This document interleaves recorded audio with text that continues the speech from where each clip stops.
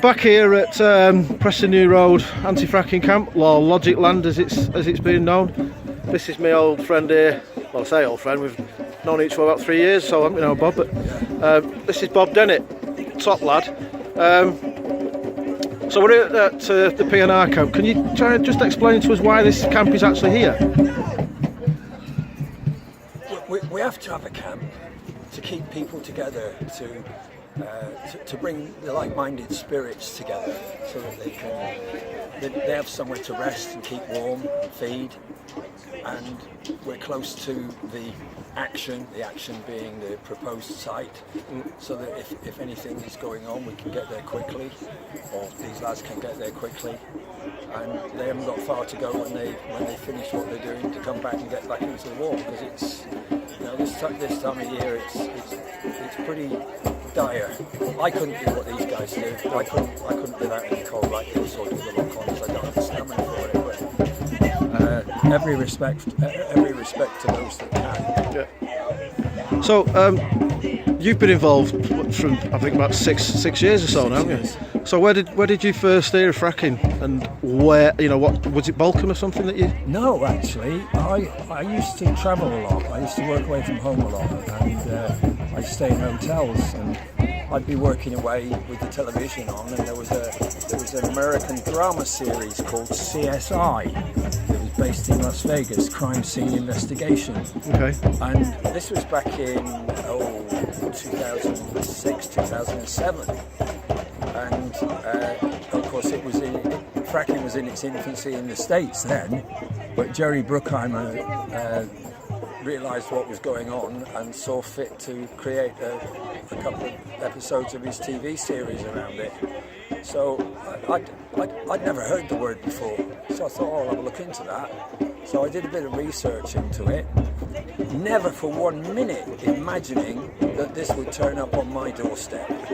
And then I retired, and we knew there was a company around here exploring for gas, but everybody assumed that it was British Gas, doing the same as they did in Ellswick, conventional gas. Yep.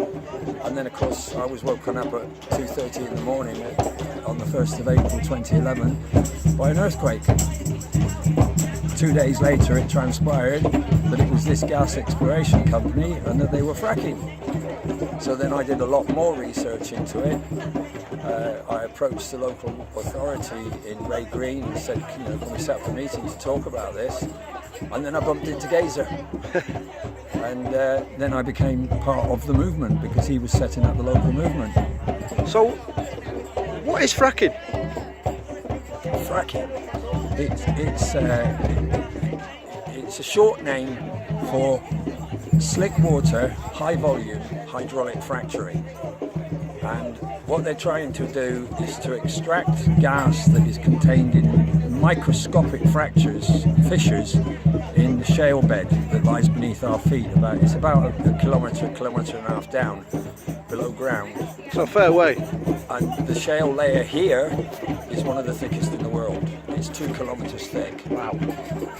So what they will do is they will drill down to the bottom of the shale, then they'll pull the drill back up and they will drill horizontally again for another perhaps 2 kilometres. So like an octopus? Yeah, a bit like an octopus. Yeah, they'll fan out. There'll be hundreds of wells. In fact, according to Professor Andy Applin from Durham University, to extract the gas that Quadrilla say they can extract, they would need 44,000 wells in Lancashire alone. Wow. And of course, we know that certainly 60-some% of this country is being licensed for unconventional gas extraction of one sort or another. So 44,000 wells in Lancashire alone? In Lancashire alone. Wow. And where's most of the available land in Lancashire? In the Fylde. Yep. Because, you know, the rest of it's up in the hills or the lakes. It's your worst nightmare. It doesn't bear thinking about. So, the dangers involved with fracking, I mean, you know, they pump lots of chemicals into these wells that then the fractures the shale, which then releases the gas.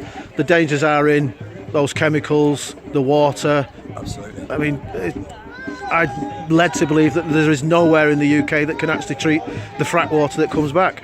Well, there's 4 sites that are licensed to treat it, but they can't treat the radioactivity. They can take solids out of it, and those solids it could be sand or any other solids that come back up. They push a cocktail, a slurry of sand, water, and chemicals down into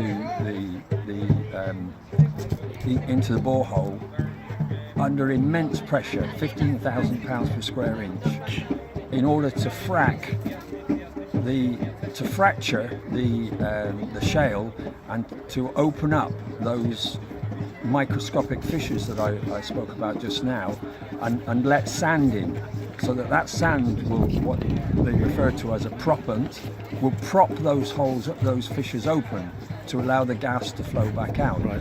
Prior to doing that, of course, they have to drill horizontally for approximately 2 kilometres, and then they have to create initial fractures in the shale, and to do that they use explosives. Wow. Now, the industry aren't admitting to it, but we know that there are many patents for the use of depleted uranium as to create those fissures, those initial fissures.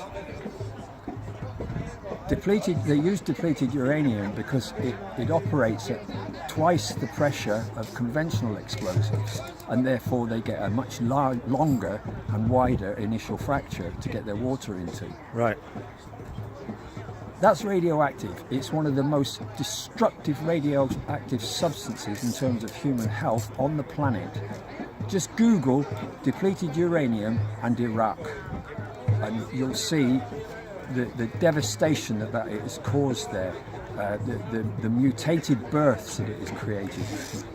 Soldiers, British soldiers that fought in Iraq, and I'm talking about men, are coming home from Iraq having been contaminated with depleted uranium, and their future children are being born disfigured and mutated. Wow. As a result of their father's contamination, not their mothers, their fathers.